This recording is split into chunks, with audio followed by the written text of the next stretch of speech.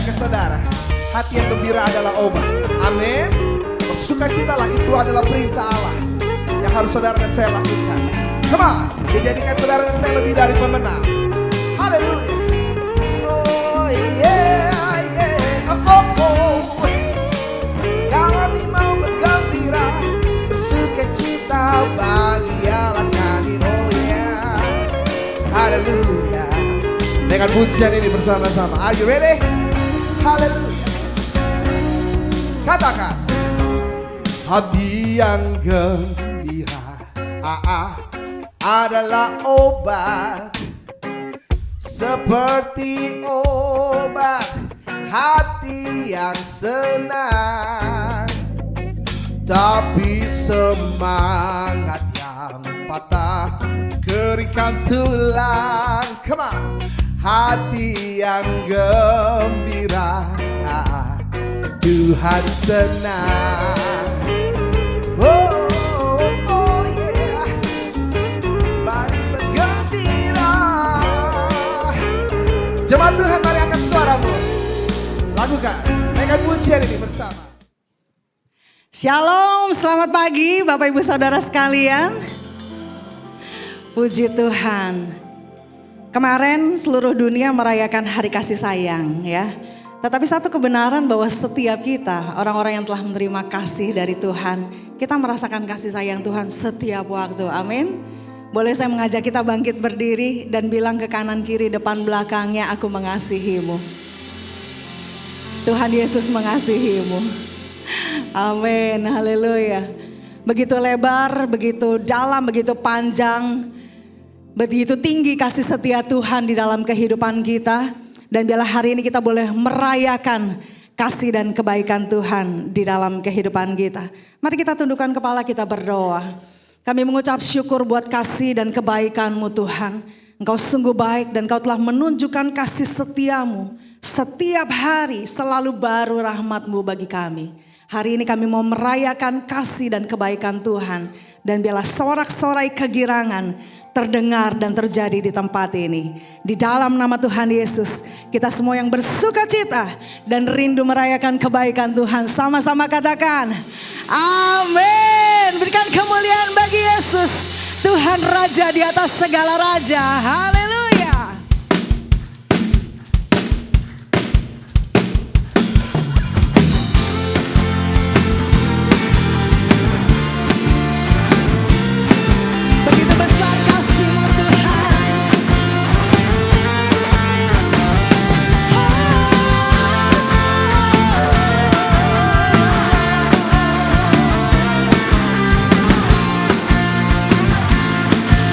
Mari bersama-sama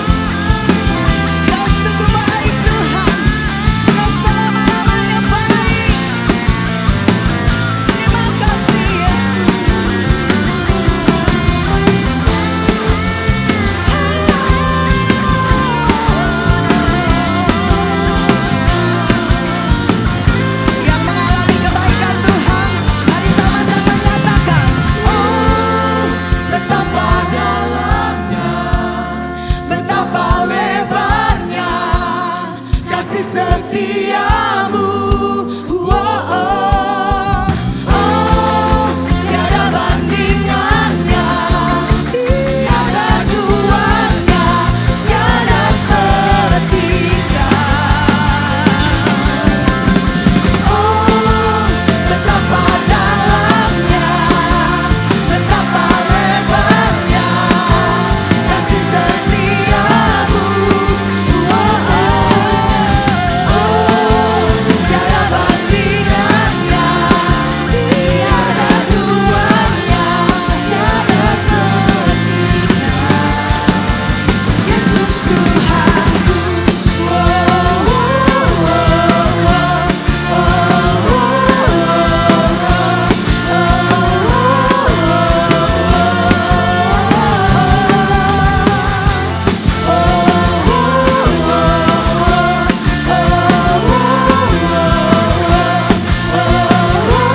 sama-sama serukan, Yesus Tuhanku.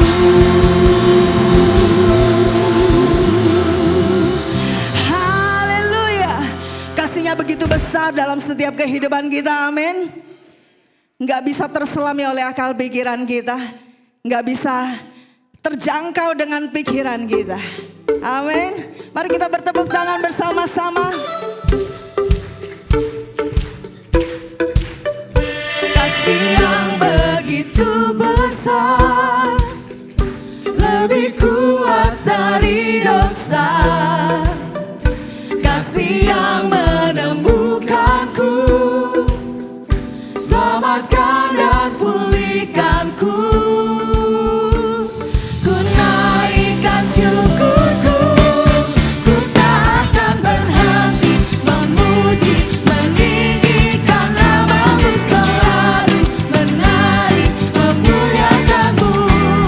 Dibebaskan, dibangkitkan, hidup yang kau beri dan kini hanya untukmu. Yeah.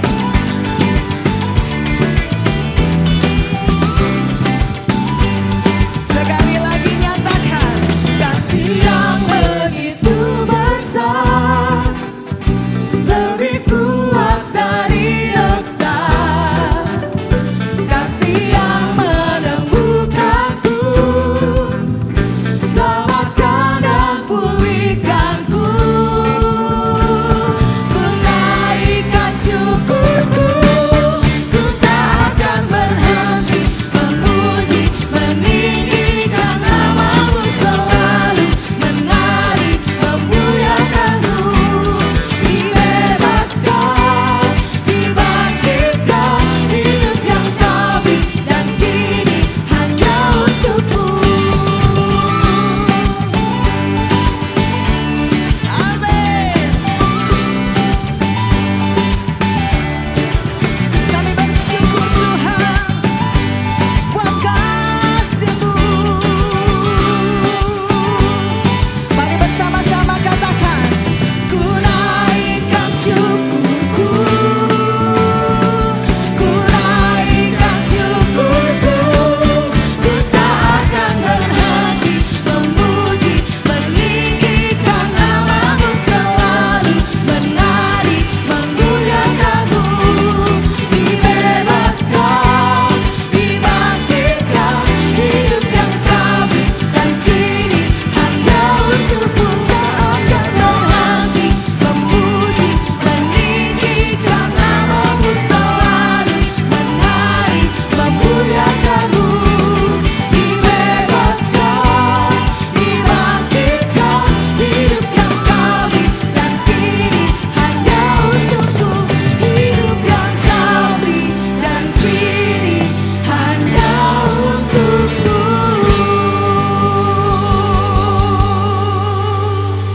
Silakan duduk Bapak Ibu Saudara yang dikasihi Tuhan. Sungguh begitu besar kasih Tuhan kepada setiap kita. Dan kasih-Nya tidak pernah gagal untuk memulihkan. Hari ini Tuhan, dengan apakah dapat kami balas kebaikan dan kasih setia-Mu di dalam hidup kami?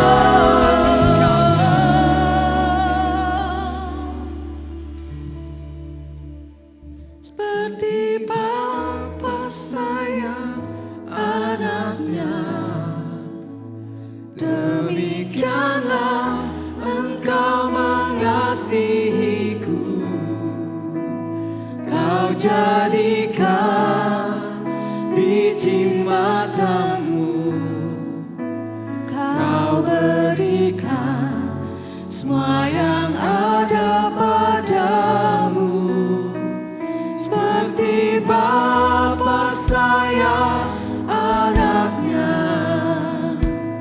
Demikianlah Kau menuntun langkahku,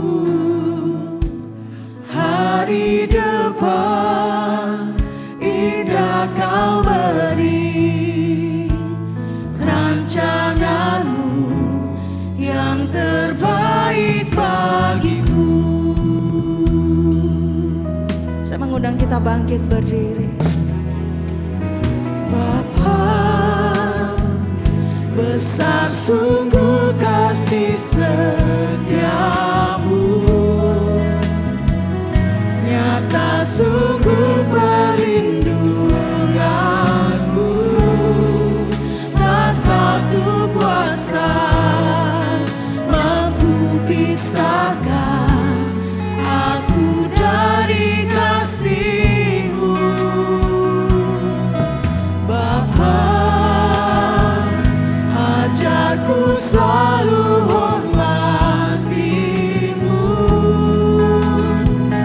ajarku turut perintah-Mu, berikan ku hati untuk menyembah-Mu dan bersyukur setiap waktu, seperti Bapa sayang anaknya. Demikianlah Engkau mengasihiku, Kau jadikan biji matamu, Kau berikan semua yang ada padamu, seperti Bapa sayang anaknya. Demikianlah Kau menuntun langkahku, hari depan indah Kau beri, rancanganmu yang terbaik bagiku, seperti Bapa sayang anaknya. Besarkanlah Tuhan, Kau jadikan biji matamu, Kau berikan semua yang ada padamu, seperti Bapa sayang anaknya. Demikianlah Kau menuntun langkahku, hari depan indah Kau beri, rancanganmu yang terbaik bagiku, hari depan indah Kau beri, rancanganmu yang terbaik bagiku, hari depan indah Kau beri, rancanganmu yang terbaik bagiku. Kami bersyukur kepada Tuhan yang mencintai kami dengan cinta yang tak pernah menyerah. Terima kasih mengambil kami menjadi anak-anak-Mu yang Kau jaga seperti biji matamu. Tuhan, kami terus mengingat bagaimana Tuhan mencintai kami dan kami mau belajar lebih dan lebih lagi mencintai Tuhan dan melakukan apa yang menyenangkan hati Tuhan. Pagi ini ketika kami menghampiri Tuhan sekali lagi di tengah ibadah ini. Tuhan, kami memohon, jumpai kami di sini. Izinkan kami mengalami encounter yang baru dan menyegarkan dengan Tuhan melalui firman dan kehadiran Roh Kudus di tengah-tengah kami dan di dalam diri kami. Berbicaralah kepada setiap kami. Kami rindu untuk mendengar Tuhan menyingkapkan maksudnya, memberikan kekuatan kepada kami, menegur kami, memulihkan kami. Kami menyerahkan hamba-Mu dan diri setiap kami. Kami rindu duduk dengan teduh di kaki Tuhan Yesus. Seperti Maria yang terus mendengarkan Tuhan berkata-kata.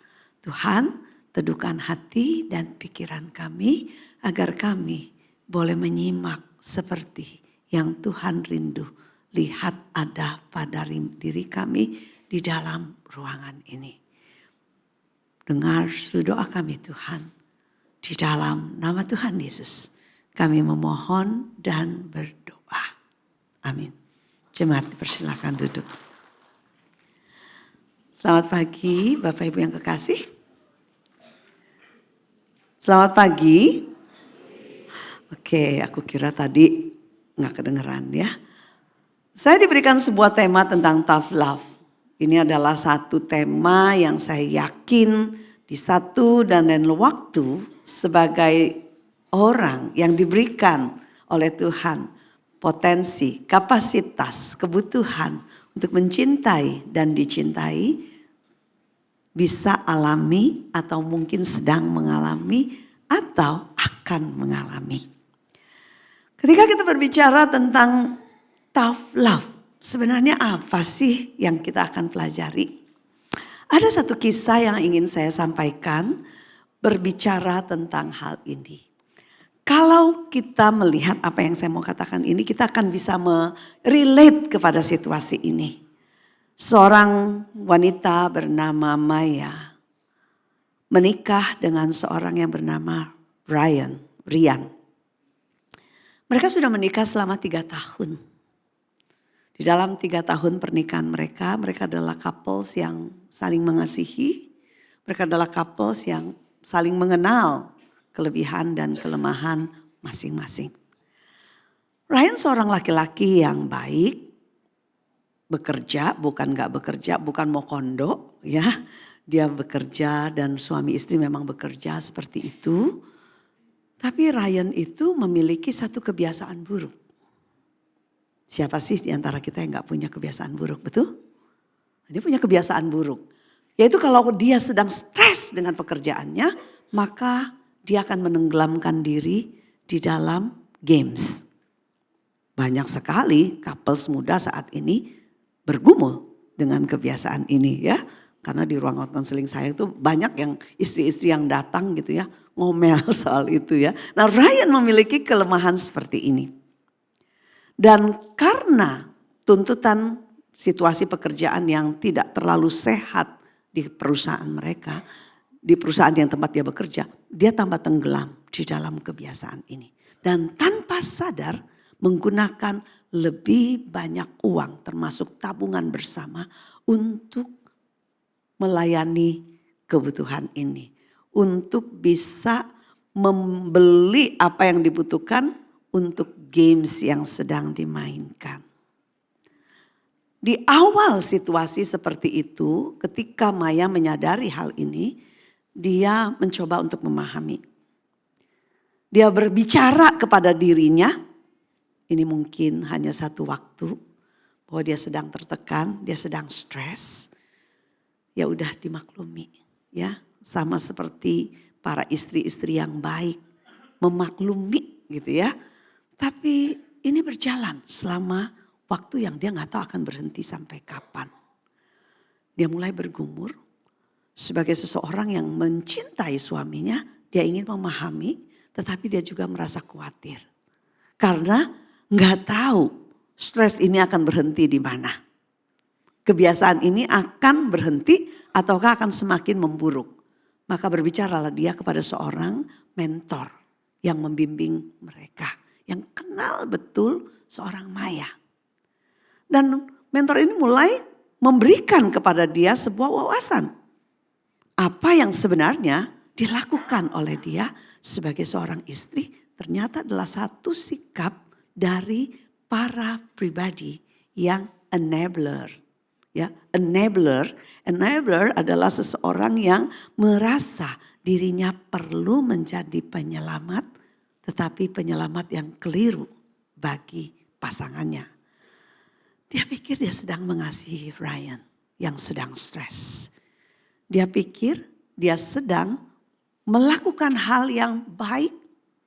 Sama seperti kebanyakan kita seringkali merasakan ketika mengasihi, yang kita pahami sebagai kasih tanpa syarat adalah seringkali ternyata toksik, ya. Karena pembimbing rohaninya mengatakan kamu sedang membiarkan dia masuk ke dalam kehancuran perlahan tapi pasti. Apa yang harus saya lakukan?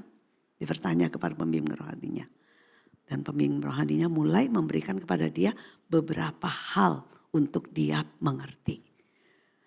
Sampai dia mengumpulkan sebuah keberanian dan suatu hari dia katakan kepada Ryan, saya ingin berbicara tentang apa yang sedang terjadi dengan situasi hidupmu dan apa yang saya pikir harus menjadi sikap saya di tengah situasi ini. Dia katakan saya sangat mencintaimu dan karena saya sangat mencintaimu, saya tidak bisa lagi hanya menonton engkau menghancurkan masa depan kita. Mulai hari ini saya akan memisahkan rekening kita. Saya tidak akan lagi menutupi kekurangan keuangan jika kamu tidak mencari bantuan konseling minggu ini. Saya akan menginap di rumah orang tua saya. Bukan karena saya ingin berpisah, tapi karena saya tidak ingin menjadi saksi bisu kehancuranmu. Kaget, ya. Ryan marah besar dan saya rasa kebanyakan suami menghadapi realitas seperti ini akan merasa ini istri kok jadi jahat. Ya, nah itu yang dirasakan oleh Ryan. Dia merasa dikhianati oleh seorang Maya, dia merasa dipermalukan dan Maya merespon dengan apa? Dia menangis di kamarnya karena mengapa? Dia merasa sebagai istri kok saya jahat ya. Dan itu adalah malam paling sunyi di rumah mereka sejak mereka menikah. Plot twistnya gitu ya di dalam kisah ini. Pintu pelarian seorang Ryan dari sebuah stres sekarang ditutup paksa oleh Maya. Ryan terbentur dengan sebuah realita, kesunyian dan ketegasan sikap dari seorang Maya itu kemudian menjadi cermin baginya.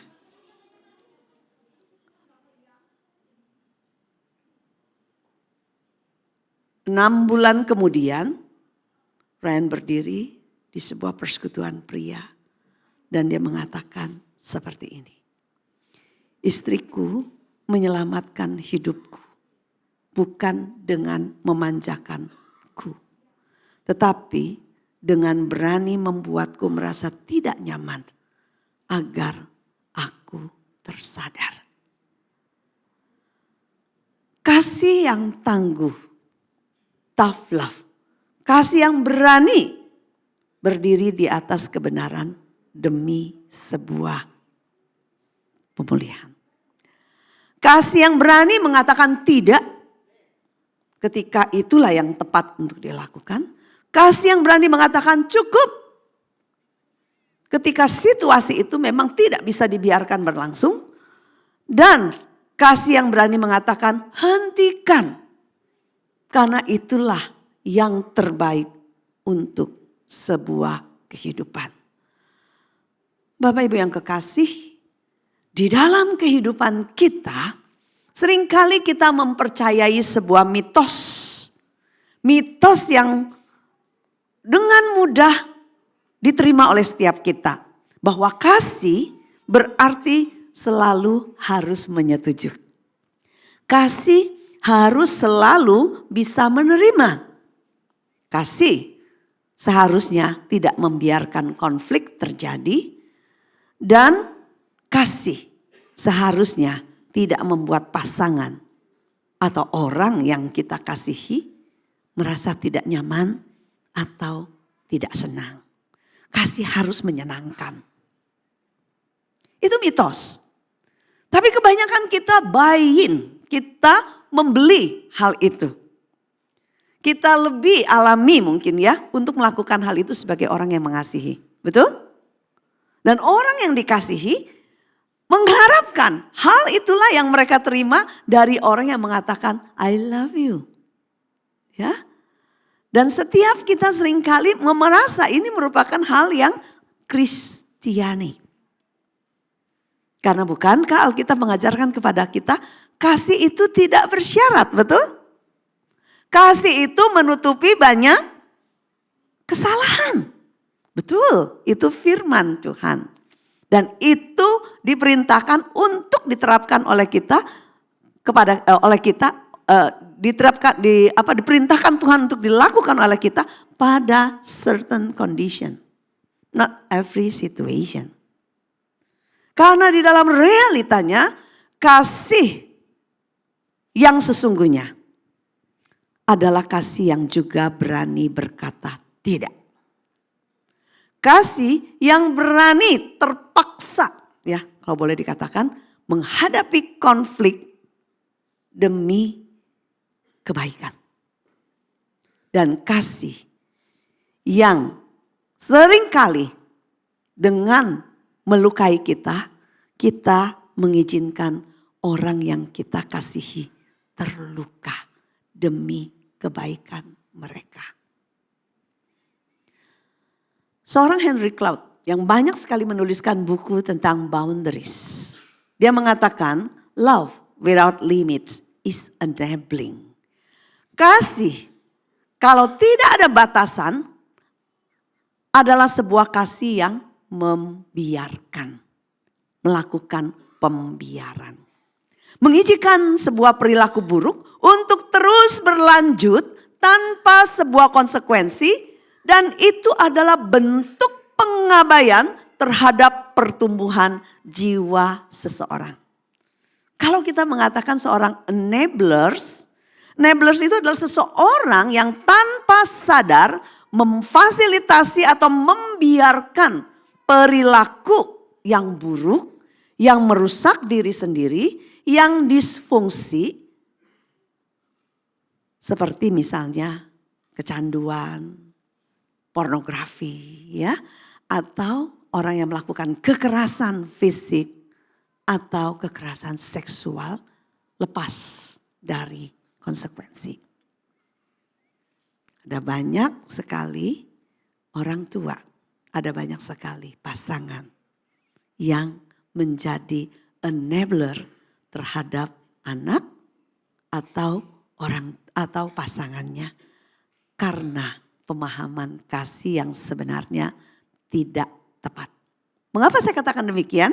Karena kalau kita lihat di dalam Alkitab, Allah yang memerintahkan kepada kita dan mengatakan kepada kita, kasih itu seharusnya diberikan tanpa syarat. Bahwa Allah adalah yang memerintahkan kepada kita dengan firman-Nya mengatakan kasih itu menutupi segala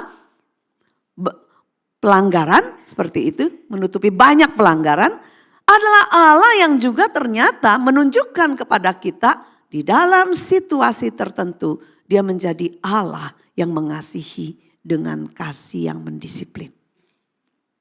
Kita menemukan bagaimana dia membentuk umatnya dengan kasih, dengan kuasa, dengan penyertaan, dengan berkat. Tapi pada saat yang sama dia juga Allah yang mendisiplin umatnya ketika mereka melakukan hal yang salah di matanya terus menerus. Betul?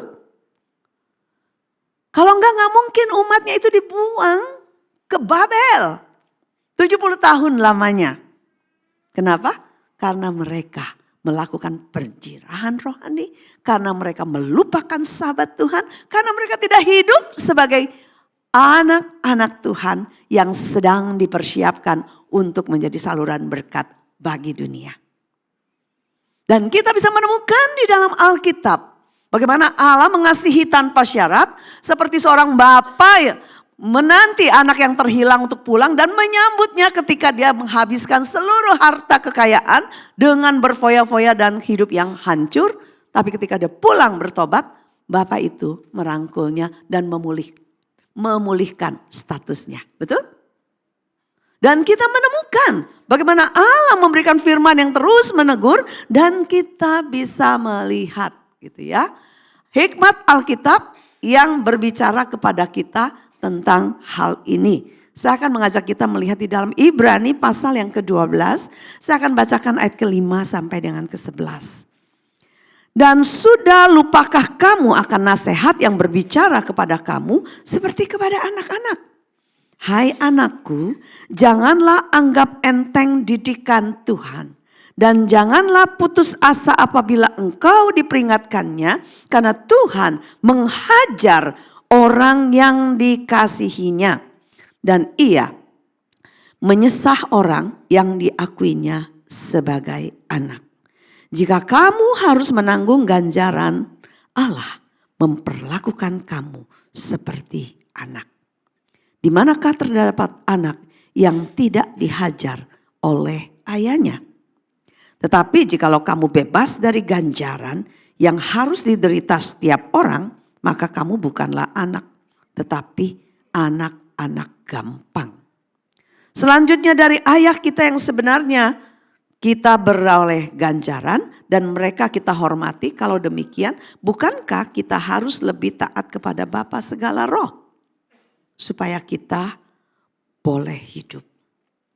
Sebab mereka yaitu ayah-ayah kita ini mendidik kita dalam waktu yang pendek sesuai dengan apa yang mereka anggap baik.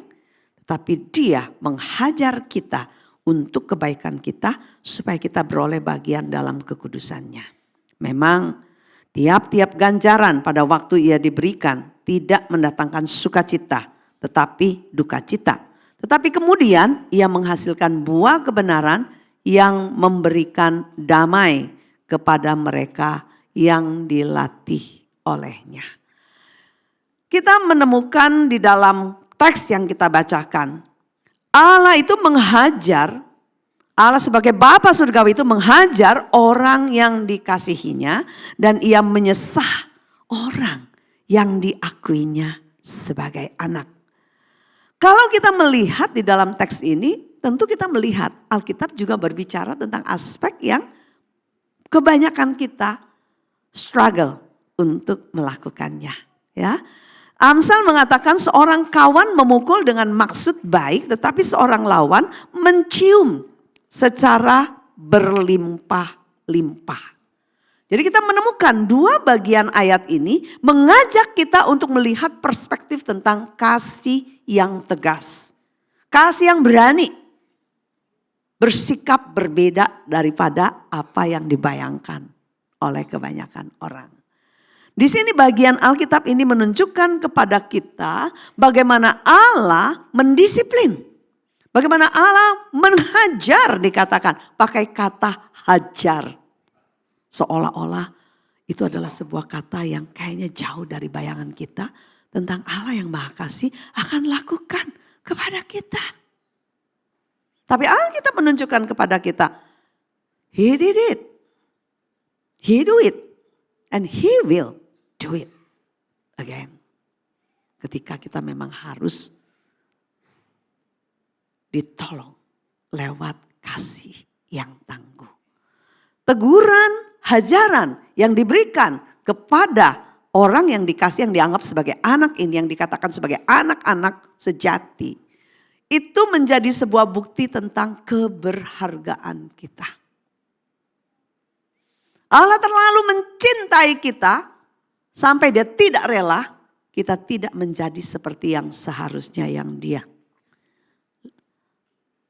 inginkan kita untuk menjadi. Yang seharusnya kita menjadi. Dan kata hajaran yang ada di dalam bagian ini bukan berarti penyiksaan. Bukan physical abuse. Tetapi menggambarkan kepada kita seorang ayah yang sedang menolong seorang anak yang tidak sadar akan apa yang menjadi kesalahannya. Yang sedang melakukan sesuatu yang akan berujung jika tidak didisiplin akan hancur dan tidak mencapai apa yang sebenarnya bisa dicapai olehnya. Jadi hajaran di sini digambarkan sebagai sebuah pelatihan yang menyeluruh. Di dalamnya ada pendidikan, di dalamnya ada teguran, di dalamnya ada pendisiplinan. Jadi Allah menghajar anak-anaknya bukan di dalam kemarahan untuk menghancurkan dia. Tetapi di dalam rasa sakit. Saudara belum mencintai dengan sungguh-sungguh kalau saudara tidak pernah merasakan sakit di hati ketika harus melihat orang yang kita kasihi mengalami sebuah konsekuensi dari kesalahannya. Dan sebagai orang tua saya yakin Bapak Ibu pernah mengalami. Ketika harus membiarkan anak menanggung konsekuensi dari apa perbuatannya. Paling sederhana. Ada sekolah-sekolah yang sangat ketat terhadap apa yang seharusnya dibawa oleh seorang anak ke sekolah, betul? Entah itu alat prakarya, entah itu tugas sekolah. Berapa banyak orang tua menyelamatkan anak ketika dia lupa membawa apa yang seharusnya dia bawa, misalnya bahan prakarya. Saya ingat betul di dalam perjalanan hidup saya waktu saya sedang mengasuh 3 anak saya waktu mereka masih sangat kecil dalam proses tumbuh kembang sama seperti orang tua pada umumnya. Kita itu kayak satpam yang tiap hari meriksa, betul? Tapi kalau anak udah makin besar apakah Bapak Ibu akan memeriksa? Besok ada tugas apa? Enggak kan? Enggak kan? Saya punya anak 3. Ada salah satu tuh yang santai betul gitu ya. Saking santainya itu dia sering kali itu lupa bawa buku tugas ke sekolah. Saudara tahu biasanya anak yang mana itu? Ya. Anak pertama. Kenapa? Orang tua belum punya pengalaman waktu ngasuh dia. Semua kita lakukan ekstra buat dia. Dan akhirnya dia menjadi anak yang apa? Mengandalkan pertolongan kita. Betul? Saudara punya anak sulung, umumnya anak sulung tuh mengalami kerugian karena orang tuanya belum punya pengalaman ya. Dan itu dialami oleh kami. Dia lupa nanti bawa penggaris yang untuk geometri. Nanti dia lupa bawa prakarya yang sudah dibuat. Nanti dia lupa bawa buku teks. Dan dia sekolah di BPK Penabur yang super duper ketat. Waktu dia pertama kali ketinggalan, papanya mengatakan, "Papa anter, titip di satpam." Kedua kali, masih tapi dengan warning. Kalau kamu setelah ini lupa lagi, papa gak akan bawain. Ya karena kantor papanya sama sekolahnya deket. Ketiga kali terjadi. Saudara, biasanya orang tua akan menyelamatkan anak again and again. Karena kenapa? Kita gak ingin dia mengalami konsekuensi. Betul? Papanya mengatakan kalau kita enggak melatih dia untuk lebih teliti dan bertanggung jawab. Celaka. Gitu kan ya. Terus dia telepon, "Mah, aku ketinggalan buku. Bisa anterin gak?" Aduh, mama bisa anterin sih, saya bilang gitu tau gak. Tapi mama gak berani, kenapa? Karena papa udah ngomong, kalau ketiga kali kamu gak bawa, no more delivery ya. Gak ada Grab lagi, itu zaman itu belum ada Grab ya. Dan benar ya, dia bilang jangan dong ma, nanti aku didisiplin, nanti nilaiku dijelekin, segala macam, bla bla bla gitu ya. Biasanya orang tua terenyuh, betul? Dan apa yang terjadi dalam diri saya? Aduh ya, nanti dia kena konsekuensi, dicatat. Kan rapotnya itu kan ada kan, yang kayak gitu kan ya. Tapi saya ingat papanya mengatakan, kita lebih baik melihat dia berduka saat ini daripada kita berduka selamanya karena kita gagal menolong dia untuk tumbuh. Saya menegakkan diri, di dalam hati mah sakit. Emangnya enak melihat anak mengalami konsekuensi, dihukum oleh orang lain? Enggak kan? Tapi itu harus terjadi, kenapa? Karena itu untuk melatih dia. Dan ketika kita ada pada situasi seperti itu, seperti Maya, hati kita lebih luka, betul? Jauh lebih mudah ngulur, sekalipun kita setengah mati. Daripada kita harus mengalami rasa sakit. Seperti itu. Dan kata hajaran di sini, Allah itu gak pernah melatih anak-anaknya dengan disiplin itu. Terus kemudian Allah sendiri tidak merasakan loh. Karena setiap dia berbicara tentang hukuman kepada umat Israel, hati Allah itu adalah kekasih yang terluka. Mencintai hingga terluka. Dan tough love ketika kita hidupi itu melukai. Bukan hanya orang yang kita kasihi, tetapi pertama-tama adalah diri kita lebih dahulu. Karena kita melihat Allah mendisiplin kita karena dia mengasihi kita. Sehingga kita melihat tough love Tuhan itu adalah bukti keberhargaan kita di matanya.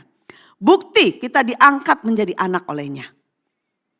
Karena kita bukan anak-anak gampang. Dia menginginkan yang terbaik bagi setiap kita. Dan ketika kelemahan kita hidupi terus-menerus, ada waktunya Allah menggunakan tough love untuk menyelamatkan kita dari kebodohan kita. Tujuan akhirnya itu supaya engkau dan aku beroleh, mengambil bagian di dalam kekudusannya.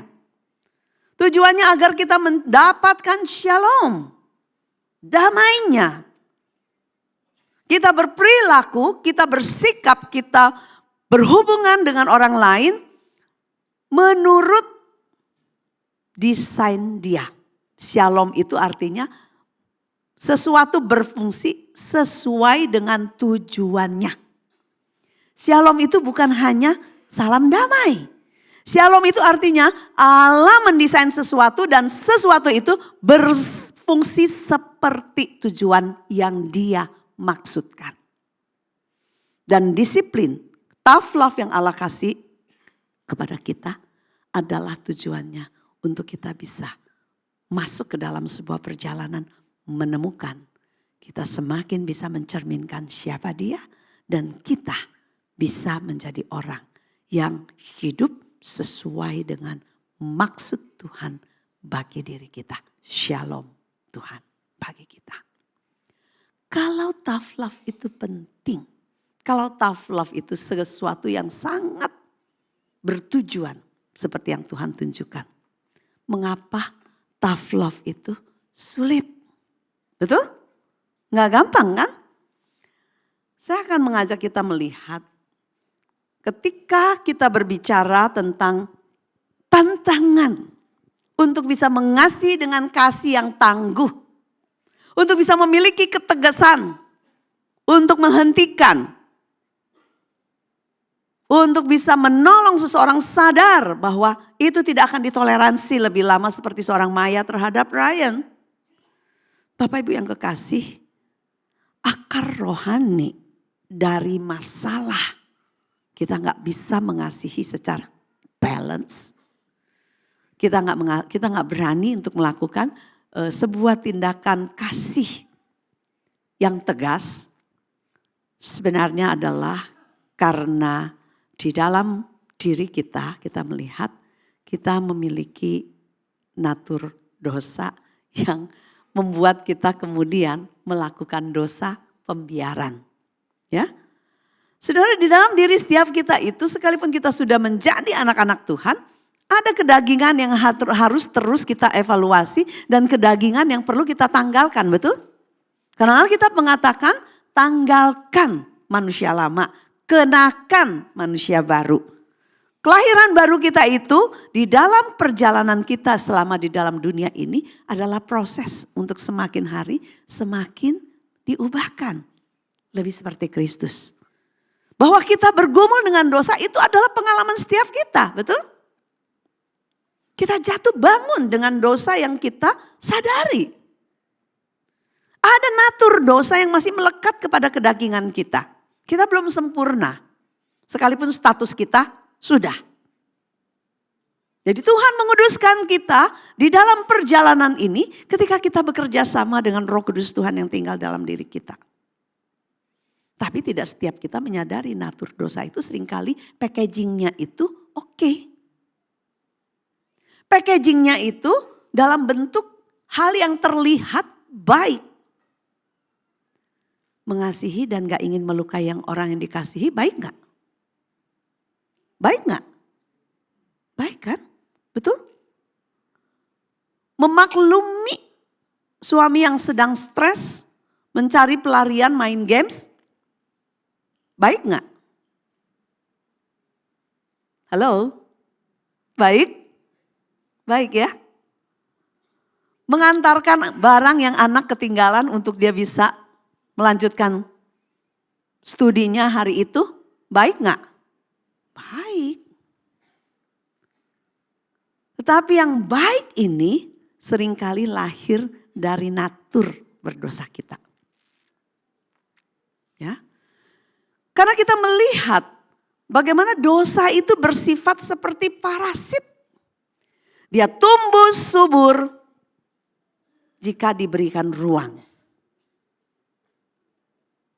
Ketika seorang pasangan takut menegur karena takut konflik, dia sebenarnya sedang memberi makan natur dosa pasangannya.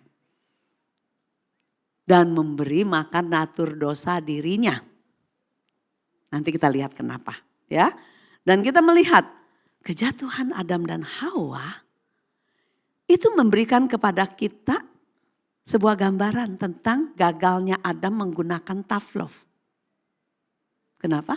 Karena ketika Tuhan bawa dia ke Taman Eden, kata Tuhan apa? Semua buah dalam taman ini boleh kamu makan, kecuali pohon pengetahuan baik dan jahat.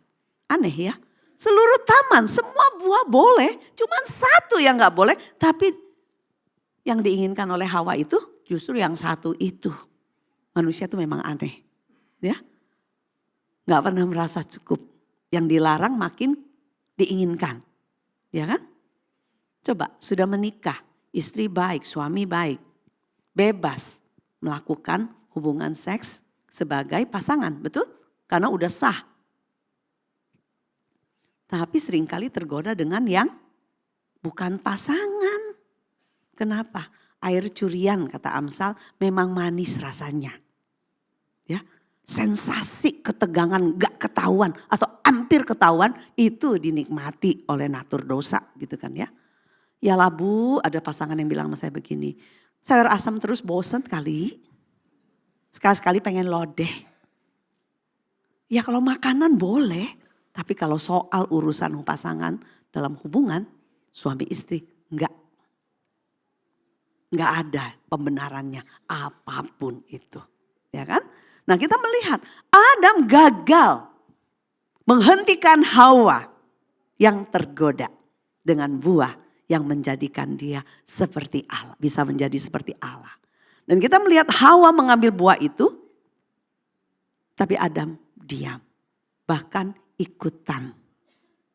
Ya, jadi kita melihat ketidakberanian Adam ini untuk menegur Hawa. Untuk menyatakan tough love-nya saat itu adalah kegagalan kepemimpinan rohani seorang suami yang berdampak fatal bagi seluruh umat manusia. Dan kita bisa melihat akar rohaninya seringkali kita adalah orang-orang yang amnesia rohani. Sehingga Ibrani 12 ini mengatakan, dan sudah lupakah kamu akan nasihat yang berbicara kepada kamu seperti kepada anak-anak. Kita mudah amnesia terhadap pengalaman rohani kita, baik yang berupa sebuah pengalaman di atas gunung. Tuhan menyatakan kebaikannya, pimpinannya, anugerahnya, ataupun pendisiplinan Tuhan. Kita itu sering lupa apa yang Tuhan sudah lakukan dalam hidup kita. Kita amnesia rohani terhadap kebenaran firman yang kita baca. Karena seringkali firman yang kita baca berhenti cuma sampai kepala.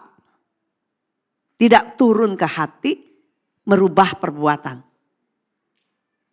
Kita baca banyak, kita tahu banyak. Tapi kita tidak membiarkan firman itu membaca hidup kita. Sehingga kita bisa melihat apa yang perlu kita tinggalkan. Dan kita melihat di dalam kemanusiaan kita. Natur dosa ini seringkali bersembunyi di dalam kerapuhan kepribadian kita. Ada orang-orang yang tumbuh menjadi orang yang punya sebuah kebutuhan menyenangkan orang lain. Orang-orang yang tumbuh sebagai apa yang kita sebut sebagai people pleasers. Orang-orang yang ada di dalam satu pikiran bahwa dia harus membuat senang orang lain. Betapapun harganya. Dan di dalam perkawinan, di dalam keluarga, para people pleaser sulit sekali. Hampir mustahil menjadi seseorang yang mengasihi dengan kasih yang tangguh. Yang berani menegur. Yang berani mendisiplin. Yang berani mengatakan stop it. Karena orang-orang seperti ini takut sekali tidak dibutuhkan. Ya, takut ditinggalkan. Dan ada orang-orang yang tumbuh di dalam keluarga. Misalnya seperti keluarga yang ada penjudinya, ada pemabuknya. Atau ada tindakan-tindakan kenakalan atau kekerasan. Seringkali tumbuh menjadi orang yang kodependensi, pakai istilah psikologi. Orang yang harus menjadi fixer. Ya, perhatikan, kalau ada keluarga yang orang tuanya, ayahnya itu seorang penjudi atau pemabuk, biasanya si ibu, istri menjadi seorang yang membangun sistem kodependensi. Kalau ada anak yang pakai narkoba di rumah, sistem keluarganya berubah menjadi satu sistem yang menciptakan kodependensi. Artinya apa? Ada sebuah upaya untuk menyeimbangkan sistem di dalam keluarga supaya masih tetap bisa berjalan. Dan seringkali orang-orang itu melakukan sesuatu yang seperti 911. Misalnya gini, sang ayah pulang mabuk, kala judi seringkali melakukan kekacauan di dalam rumah, betul? Mukullah atau segala macam, dan sang ibu akan mengatakan kepada anaknya, nanti kalau papa pulang semuanya jangan cari gara-gara ya, masuk aja ke kamar. Ya, semuanya jangan bikin gara-gara. Dimaklumi ayahnya yang pulang mabuk dan ngaco itu kan. Sekali, dua kali, terus. Sang ibu akan berjuang melindungi sang ayah yang ngaco. Dan anak-anak ini diharapkan menyesuaikan. Kodependensi muncul di sana. Dan anak yang ada kecanduan narkoba, orang tua juga kemudian merasa saya harus menyelamatkan dia. Dengan apa? Menolong dia. Bukan mengirim dia ke tempat terapi. Untuk bisa didetoks dan dihentikan kebiasaannya. Tapi kemudian diupayakan bagaimana situasi yang ada itu tetap terjaga. Tampaknya anak ini mendapatkan sebuah support di dalam rumah. Saya melihat di dalam jemaat saya. Dulu ya. Ada satu anak yang pakai narkoba terus menerus sampai jual narkoba. Sampai ditangkap, sampai masuk penjara. Apa yang ibunya dan ayahnya lakukan? Menebus dia keluar dari penjara. Ngabisin uang banyak sekali. Terus kalau dia pulang butuh duit buat beli narkoba. Zaman itu tuh wah susah sekali gitu ya orang tuh bisa dapatkan sebenarnya ya. Ya udah dikasih duit yang banyak. Karena kenapa? Kalau enggak rumah hancur. Dikasih. Sampai kemudian satu titik dinikahkan. Kenapa? Supaya bisa waras. Pernikahan itu hanya untuk orang-orang sehat. Pernikahan itu tidak akan mewaraskan orang, betul? Jangan berpikir pernikahan pasti akan mengubah orang. Karena pernikahan hanya untuk orang-orang nekat yang dewasa. Kalau enggak, anak-anak yang menikah mah kacau. Ya, kayak main playground aja itu. Kalau bosen ditinggalin. Ya kan? Dan kita melihat ada orang-orang yang menciptakan kodependensi, ada ketergantungan emosional, kondisi di mana harga diri dia itu bergantung pada upaya menyelamatkan orang lain. Dia tidak akan berani melakukan tough love karena dia takut kehilangan rasa dibutuhkan. Orang-orang yang takut ditinggalkan. Orang-orang yang menjadi enabler, membiarkan. Dan kita melihat betapa mudahnya kita terjebak dengan berhala persetujuan. Kita ingin pasangan kita memvalidasi kita. Kita ingin anak-anak kita memvalidasi kepentingan kita dalam hidupnya.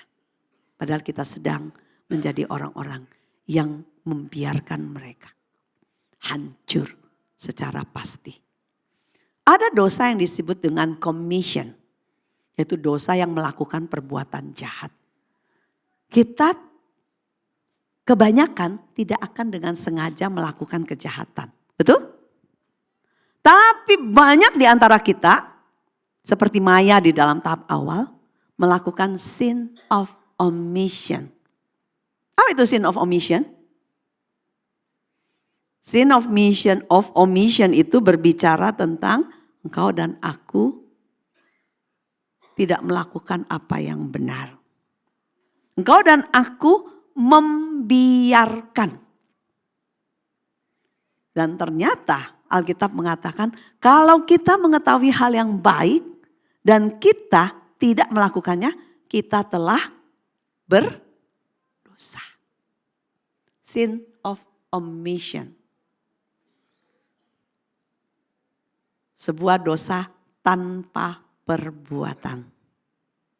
Sebuah dosa karena tidak melakukan apa yang benar.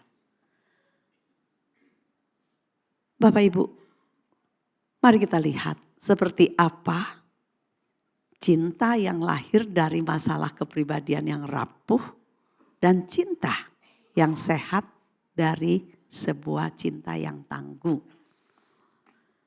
Jadi kita bisa melihat secara motivasi orang yang memiliki cinta dari masalah kerapuhan kepribadian, kodependensi, itu adalah motivasinya itu takut ditolak. Takut kesepian, takut diabaikan. Sedangkan kasih yang tangguh, itu motivasinya apa? Ingin pasangan atau anak bertumbuh dan menjadi kudus atau berkenan kepada Tuhan. Reaksi terhadap dosa dari orang-orang yang kodependen menutupi, memaklumi, enabling, mengabaikan. Oh enggak lah, dia enggak seperti itu kok nak. Papamu tuh baik loh, cuman lagi error aja. Enggak. Kalau suamimu salah, bilang sama anakmu, papa memang salah. Jangan mengacaukan nilai baik dan benar di dalam benak anak karena kita enabling a sin. Ya. Reaksi terhadap dosa dari tough love dan healthy love itu mengkonfrontasi dengan kasih, bukan dengan kebencian. Dan kita melihat fokusnya dari yang kodependensi mengasihi itu asal dia enggak marah padaku, asal dia happy. Sedangkan yang tough love fokusnya apa? Asal dia benar di hadapan Tuhan. Karena ketika kita menikah dengan seseorang di hadapan Tuhan, kau dan aku punya sebuah tugas untuk menolong dia dan ditolong oleh dia bertumbuh semakin berkenan kepada Tuhan. Ya. Dan kita melihat hasil jangka panjang. Cinta dari para codependent atau cinta yang palsu, karakter pasangan rusak, relasi rapuh. Sedangkan dari yang tough love, hasil jangka panjangnya apa? Karakternya bisa pulih. Dia mengalami terobosan. Dia mengalami transformasi seperti seorang Ryan. 6 bulan kemudian dia baru bisa melihat hasilnya. Dan saya yakin selama perjalanan 6 bulan itu, seorang Maya tuh hatinya setiap hari luka. Karena hubungan menegang. Ya. Di dalam konseling tuh saya ketemu istri-istri yang kayak begitu. Sakit, lebih mudah membiarkan. Ya. Dan identitas bagi seorang codependency bergantung pada persetujuan atau validasi orang. Sedangkan yang healthy love atau tough love bergantung kepada persetujuan Tuhan. Jangan hidup karena apa kata orang. Tapi hiduplah dengan apa kata Tuhan. Bapak Ibu yang kekasih. Jika Tuhan saja tidak membiarkan kita hancur di dalam dosa kita. Dan memilih untuk menghajar kita agar kita selamat. Berhentilah merasa bahwa kita lebih pengasih dari Tuhan.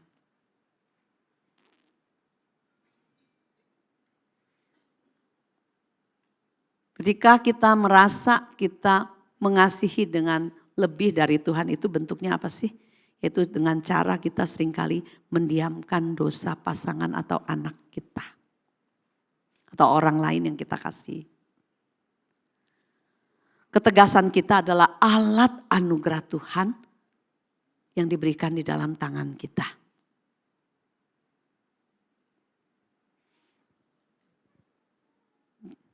Ada quote yang saya pengen sampaikan ya. Jika Anda tidak berani menegur pasangan atau anak Anda karena takut dia marah, sebenarnya Anda bukan sedang mengasihi dia. Anda sedang mengasihi rasa aman atau diri Anda sendiri. Very selfish. Sangat egois. Ya. Dan ada banyak orang tua makin tua itu takut ditolak. Saya ingat waktu mama saya masih hidup ya. Mami saya udah pass away 6 years ago. Dia tinggal sama saya selama 20 tahun. Ya. Saya yang mengurus dia.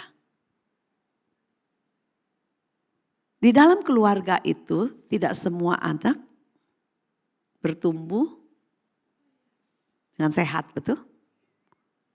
Kadang-kadang mungkin bahkan kebanyakan keluarga ada 1 atau 2 anak yang bermasalah. Dan ibu itu punya hati yang sensornya itu bisa menandai. Biasanya anak yang bermasalah adalah anak yang dia anggap paling perlu diperhatikan. I have a brother yang ya di antara sekian banyak tuh dia termasuk yang kita anggap masalah.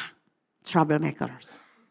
Karena ada banyak sekali kejadian-kejadian yang menjadikan seluruh keluarga itu harus mengalami dampak dari perbuatan dia. Sehingga adik-beradik tuh suka kesel. Ya. Dan kita kemudian menjadi adik-adik yang kadang-kadang harus merasa kayaknya mendisiplin dia. Gak boleh seenaknya kayak begitu kan. Tapi my mom itu di dalam perjalanannya itu saya melihat begini. Itu ibu loh. Ibu punya hati yang kayak begitu kecenderungannya. Melindungi yang lemah. Gak gampang. Ya, melindungi yang melindungi yang lemah tanpa membuat yang kuat itu terganggu, betul? Tapi dia protect pokok saya itu sama anak-anaknya. Kita semua harus bisa melindungi dan menolong si Koko ini dan anak-anaknya. Terus kita bilang mama gak adil. Terus kita gimana? Harus ngertiin terus. Kata mama, Apa? Ya kan dia begini, kan dia begitu, jadi dia harus dilindungi. Dan mama saya itu benar-benar sampai the last breath-nya dia itu, dia melindungi Koko dan anak-anaknya. Dan kita rasa terganggu sekali karena kenapa? Si mami itu, saya bilang mami harus tegur. Mami harus ngomong ini gak benar tuh Mi. Mama saya ngomong apa begini, saya mah gak mau dibenci orang, saya mau disayang. Rasa mau disayangnya mama itu menjadikan mama saya itu enabler terhadap kelemahan Koko saya. Saya katakan mama egois loh. Enggak mama mah gak mau. Bilang gitu tau gak. Sekarang saya lihat, cici saya juga melakukan yang sama. Terus kemudian anak saya ngomong begini, Mom, history repeat itself. Oh my God, saya bilang gitu kan ya. Mama bakal begitu gak? Ingatkan mama kalau mama rada ngaco kayak gitu saya bilang. Saya bilang sama cici saya, gak boleh loh kayak gitu loh sikapnya. Ini kayak mama loh. Dulu kamu sering protes mama begitu. Kok sekarang kamu mengulang? Gak mau nanti jadi masalah. Gak mau nanti jadi disebelin. Persis kayak mama saya bilang gitu tau gak. Ya? Bapak Ibu yang kekasih, mari kita melihat kalau kita menjadi seseorang yang tidak berani menegur orang yang salah, padahal orang itu bersalah di depan kita dan kita melihat dia sedang menghancurkan dirinya. Please ingat, kita tidak sedang mengasihi dia. Kita sedang mengasihi diri kita. Ya. Mari kita belajar bagaimana Tuhan menolong kita melihat ada saatnya kasih tangguhlah yang dibutuhkan orang yang kita kasihi. Lalu apa yang harus kita lakukan? Mari berhentilah menjadi enabler, orang yang membiarkan. Tapi jadilah penjaga. Penjaga yang Allah panggil seorang Kain untuk lakukan terhadap adiknya Habel. Betul? Dan Kain mengatakan, akukah penjaga adikku? Kita dipanggil untuk menjadi penjaga orang-orang yang Tuhan titipkan di sekitar kita. Jangan menjadi seseorang yang memfasilitasi dosa hidup makin subur di dalam diri orang-orang yang Tuhan percayakan untuk kita dampingi. Mulailah buat patok batasan dengan bahasa kasih kita. Ketika ada satu situasi, kita harus menggunakan tough love. Buat boundaries di sana. Untuk bisa membangun kesadaran pada diri orang yang sedang berjalan menuju kehancuran yang lebih besar. Tetaplah hadir di tengah badai konsekuensi ketika kita sedang menerapkan tough love. Apa yang menjadi konsekuensi dari pilihan-pilihan yang salah itu bukan untuk menjadikan kita kemudian meninggalkan orang itu dan menghukumnya selamanya. Tapi ada bersama dengan dia, turut merasakan rasa sakit yang harus dia terima untuk menyembuhkan masalah yang ada. Mari kita menjadi seseorang yang memiliki kasih sejati untuk tidak menutupi dosa. Tapi menolong orang-orang yang kita kasih ini. Membawanya ke dalam terang agar dipulihkan. Jangan biarkan kenyamanan sementara menghancurkan karakter pasangan dan anak kita di masa depan. Ingat kata Amsal, luka yang diberikan oleh seorang sahabat lebih baik dari ciuman seorang musuh. Ketika kita bicara tentang tough love, kita tidak sedang berbicara tentang kekuasaan atau kemarahan. Tetapi tentang batasan yang sehat. Katakan tidak. Katakan cukup. Katakan berhenti. Kepada sebuah perilaku buruk. Karena kita sedang menolong orang itu. Mengatakan ya pada masa depan mereka. Kita memberikan tough love bukan untuk retribusi, membalas, tetapi untuk restorasi, memulihkan. Ingatkan pada diri kita sendiri, ketika kita menjalankan tough love, pastikan orang yang menerima tough love ini mengetahui bahwa kita tidak akan pernah meninggalkan mereka. Seperti Bapa yang menanti anak yang hilang, pintu hati kita tetap terbuka bagi pertobatan mereka. Ingat satu hal, kasih tanpa kebenaran adalah kompromi yang mematikan. Tapi kebenaran tanpa kasih adalah kekejaman yang melukai.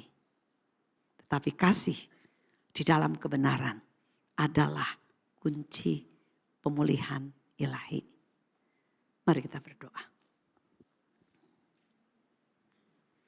Kami datang kepadamu Tuhan, membawa diri kami, pernikahan kami, keluarga kami, komunitas kami.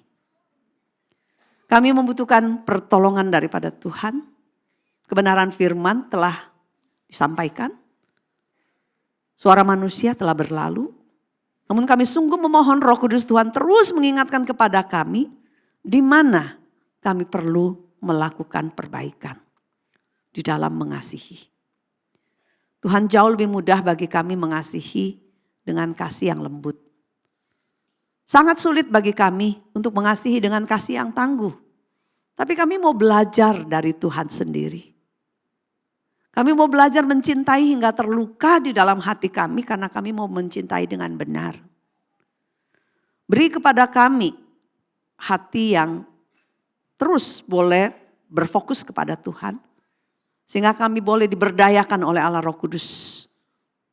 Menjadi saluran kasih Tuhan yang bersih. Bagi orang-orang yang Tuhan titipkan dalam hidup kami. Pasangan kami, anak-anak kami, keluarga kami, komunitas iman kami. Tolong setiap kami Tuhan, kami rindu menjadi anak Tuhan yang mengasihi lebih baik lagi.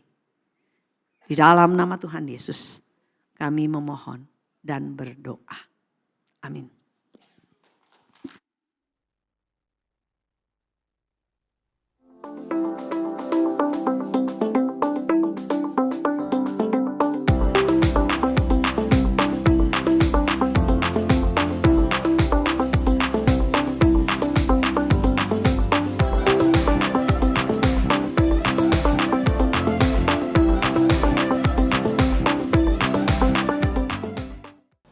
Puji Tuhan, kiranya hari ini kita mengerti kasih Kristus yang menyelamatkan dan menuntun kita pada kebenaran Kristus. Berikut informasi untuk sepanjang minggu ini. Siang ini, anak-anak remaja diundang untuk mengikuti ibadah Teen Sunday Service pada pukul 12.30 yang akan dilayani oleh Ko Agus dengan tema Eros. Rabu 18 Februari, ibadah WBI diliburkan. Kamis 19 Februari, ibadah doa juga diliburkan. Sabtu 21 Februari, ibadah Temu Kompas akan diadakan pada pukul 6 sore yang akan dilayani oleh Bapak Beni Siowarjaya dengan tema Rooted in Love. Minggu, ibadah raya akan kembali diadakan pada pukul 8 pagi. Kita akan sama-sama belajar tentang Love Never Fails. Dan pada pukul 10, anak-anak diundang untuk mengikuti ibadah sekolah minggu dengan tema I Am Sharing. Minggu 22 Februari, pukul 12:30 siang, ibadah teens akan dilayani oleh Ko Jenny Chung dengan tema Storge.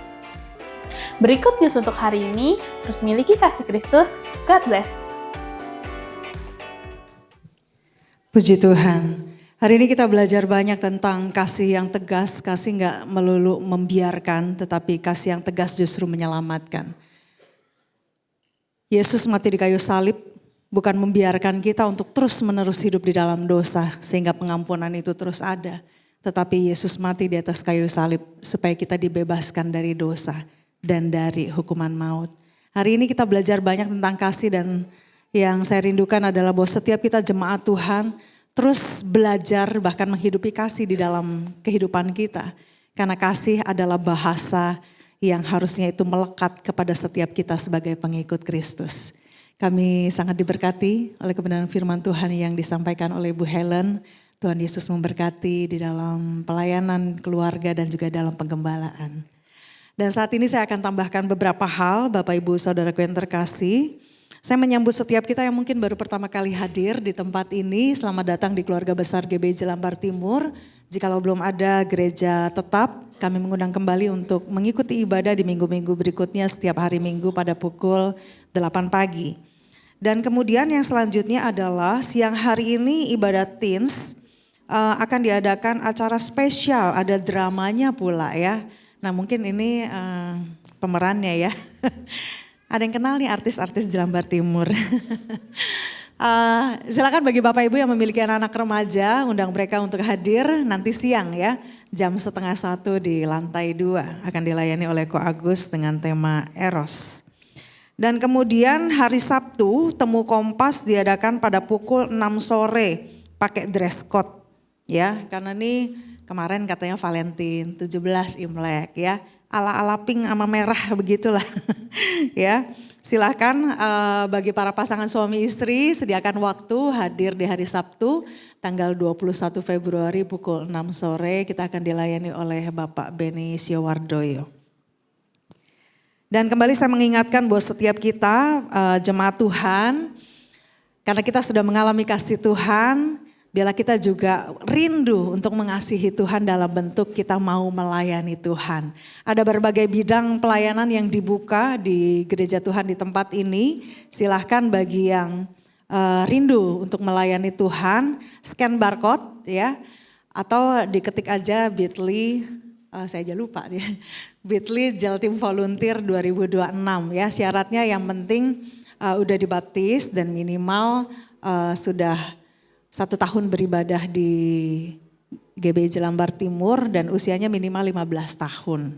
Ya, memiliki komitmen untuk mau melayani Tuhan dan akan mengikuti proses interview. Ya, jadi banyak banget bidangnya, ada multimedia, ada sound system, ada tim pemuji, pemusik, lighting, ya, tim usher, ada juga untuk pelayanan di area kunjungan jemaat dan juga area kedukaan, ya. Tuhan telah menempatkan kita dan menaruh setiap talenta untuk kita bisa melayani Tuhan sesuai dengan apa yang Tuhan taruhkan dalam hidup kita. Doakan dan langsung daftar ya, karena pendaftaran akan ditutup pada tanggal 8 Maret.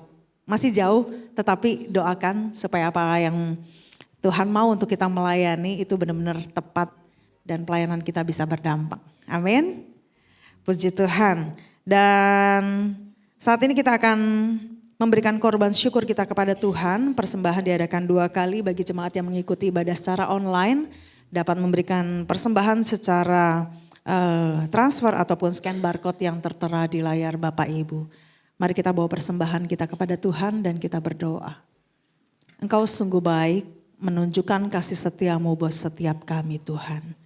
Rahmat-Mu besar dan Kau memelihara hidup kami. Hari ini kami membawa korban syukur kami. Kami membawa persembahan kami dengan hati yang mengasihi Tuhan, dengan hati yang penuh dengan ucapan syukur dan sukacita. Sebab kami tahu bahwa Allah memelihara dan tidak pernah meninggalkan kami. Biar kiranya persembahan ini boleh berkenan di hadapan-Mu ya Allah. Hanya di dalam nama Tuhan Yesus kami berdoa dan kami siap memberi yang terbaik bagi Tuhan. Amin. Selamat memberi yang terbaik bagi Tuhan.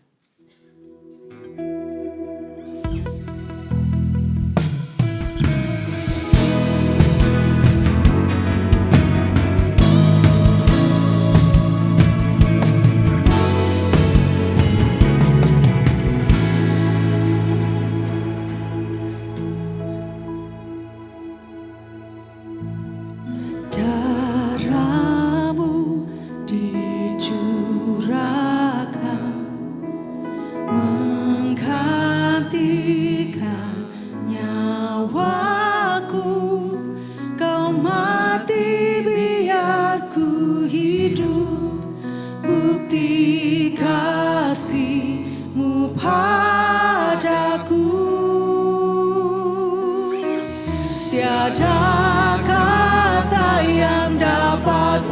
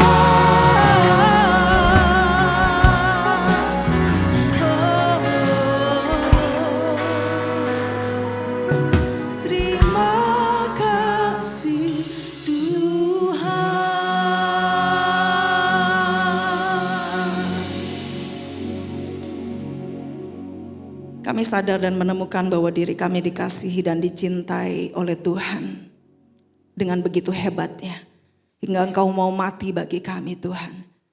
Tetapi kami juga sadar hari ini firman-Mu menegur dan mengingatkan kepada setiap kami bahwa Engkau juga menghajar orang-orang yang Engkau kasihi dengan tujuan untuk menyelamatkan dan tidak menghancurkan.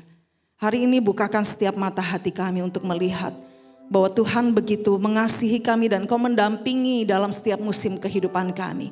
Di antara kami yang mungkin saat ini hadir melewati lembah kekelaman atau bahkan gunung yang tinggi, biarlah mata kami terus tertuju kepada salib Kristus untuk menghargai, menghormati kasih dan pengorbanan Tuhan di dalam hidup kami.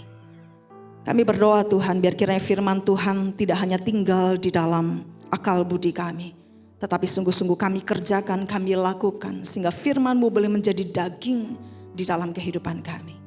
Engkau memberkati hamba-Mu Ibu Helen yang telah menyampaikan firman Tuhan, dimanapun beliau berada dan apapun yang menjadi pelayanan di dalam keluarga, di dalam gereja, di dalam penggembalaan. Biar kiranya Allah memberkati dan terus menuntun pelayanannya, boleh berdampak membawa setiap jiwa-jiwa masuk di dalam kerajaan sorga yang kekal. Kami berdoa setiap kami Tuhan, biarlah setiap kami yang datang dengan letih lesu berbeban berat kami memperoleh kelegaan. Kami yang datang dengan membawa sakit di dalam tubuh fisik kami memperoleh kesembuhan di dalam nama Tuhan Yesus. Setiap yang lemah dikuatkan.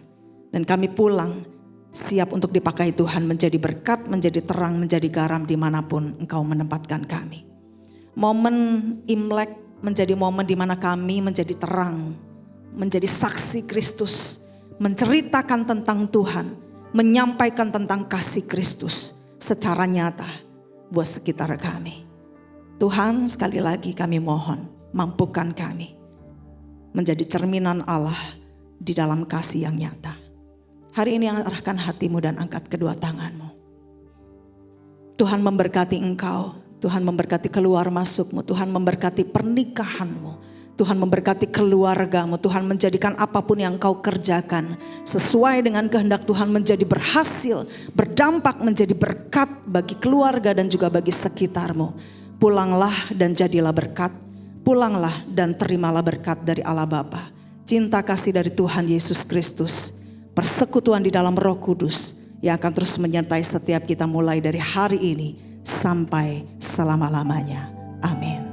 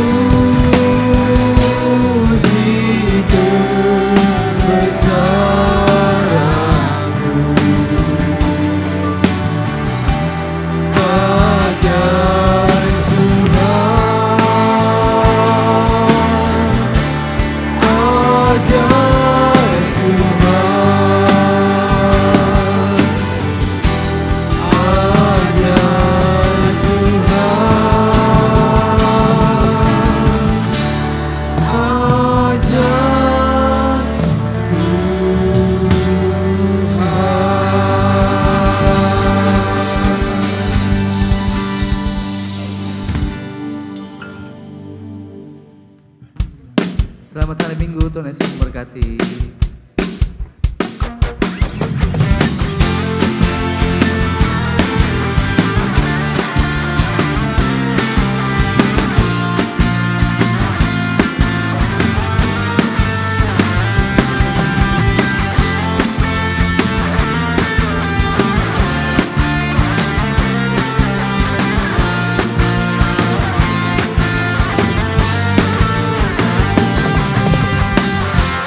Begitu